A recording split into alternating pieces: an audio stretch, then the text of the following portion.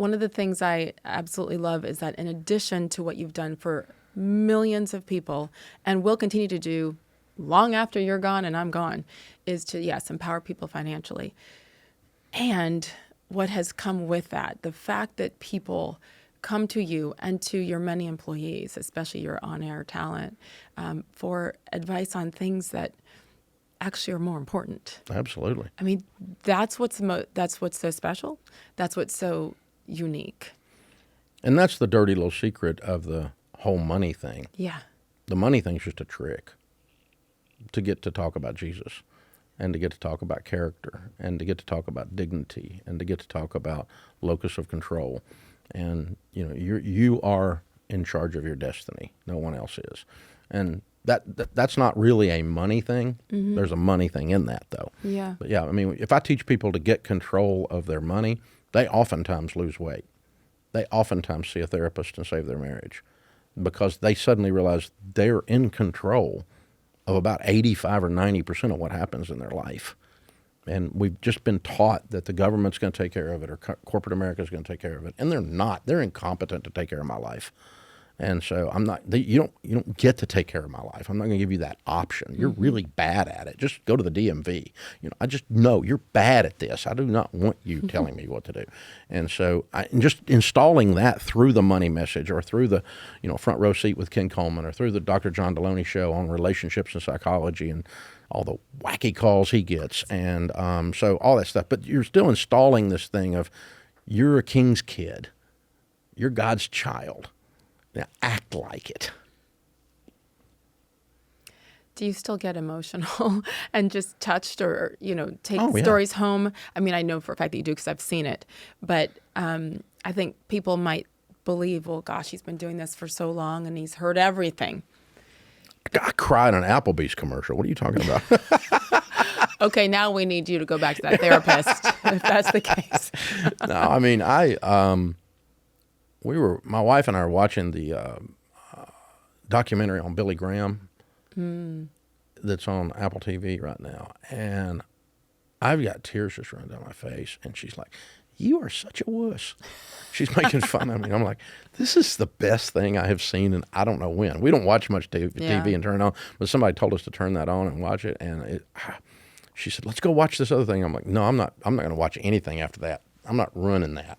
It'd be a week we'll turn on the other thing maybe, but no. And it's just, I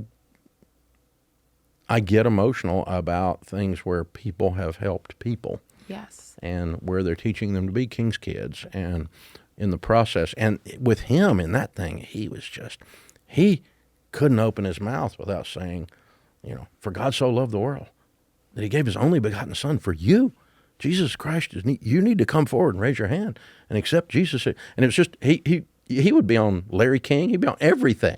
And he didn't really even have a good conversation with people because all he would do is just say that over and over and over and over again. It was so fabulous, so anointed. It was pretty cool. So I need to add that to my list. Yeah, you got to watch it. Yeah, for sure. Yeah, I think that's when I've gotten emotional listening to your callers, and then the gifts that you're giving them, like you said, are so much beyond finances. I think obviously that's probably the initial attraction to come and pay attention, and then people get so much more. I think back to when you and Sharon were, at your low point, and could you have imagined this? Like, it's one thing to help people with their finances. It's incredible. Yeah. I mean, God's blessed me. If I wasn't me, I'd want to be me. I'm having a blast. This is just so fun. And it is. Hope is our product. Yeah. That's the product we sell, is hope. Through all those different venues, through all those different platforms, through all the different messaging, whether it's Coleman or Rachel or, Jade, any of them. It's your job when you turn on a microphone, walk on a stage, write a book. Your job is to lift, inspire, educate, all to give hope. And hope does not come from someone else doing it for you. Mm-hmm. What do you want your employees every day going out in the world when they leave here? This is by the way, incredibly beautiful, perfect campus. It's a campus. It is. And then they leave. And then they go home and they have their problems and they have their lives. And they're representing Ramsey, though, aren't they? We tell them that. We tell them that in onboarding. You have a personal brand. And so once you tell people you work here and then you don't tip the valet, that ain't cool. Once you tell people you work here and then you go lease your car at the local dealership, they're going to tell everybody that walks in there that Dave Ramsey's programmer leased a car here last week. And they don't care what your name is. They're getting ready to use you to push something that's against this place. So you got to be careful. You know, we're not a cult. No. We regularly ask people to leave, so cults don't do that. But you